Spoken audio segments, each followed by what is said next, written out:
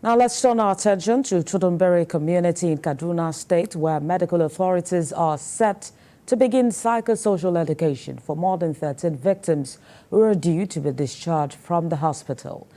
The patients are among 66 survivors initially rushed into the accident and emergency ward of the Barau Dikko teaching hospital after last Sunday's air bombing. Our correspondent Lupe Asim was at the hospital on Saturday and has the reports. Injured victims receiving treatment are still feeling pangs of pains. This was caused by severe injuries they sustained from the impact of the drone strike. In their village in Tudunbiri, there are now orphaned children, widows and widowers still in shock, and emotions still run deep. Top government officials have visited the affected community and seen the injured in the hospital. We also visited Barau Dikko Teaching Hospital, where the victims have been receiving treatment. Samira Mohammed, the physician on duty, tells us that some of them have been transferred to other health facilities. We had 6 that needed surgeries, 2 males, 2 females, and 3 children, which all the surgeries have been successful and they are in the ward recuperating well. She talks more about some of the prevalent injuries sustained by the victims who are at their facility. I think we had 3 or 4 dislocations of the shoulder which have been appropriately intervened.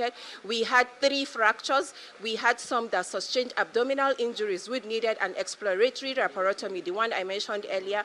2 males, 1 female, and 3 children, and they have had surgery successfully. So far, we have some that have mild to moderate head injuries, some have severe head injuries, which are a few out of them, like 5 or 6, which the neurosurgeons have reviewed, and some have even undergone intervention. The hospital is set to begin psychosocial education by next week, after which 13 victims who are due to be discharged will reunite with their families. As you all know, this thing came as a shock. They are not prepared. Some of them are not even aware of the loved ones they have lost. It's when they go back home, they will realize the vacancy in their lives. So we can't just release them like that. At the moment, we have 13 that are fit to go.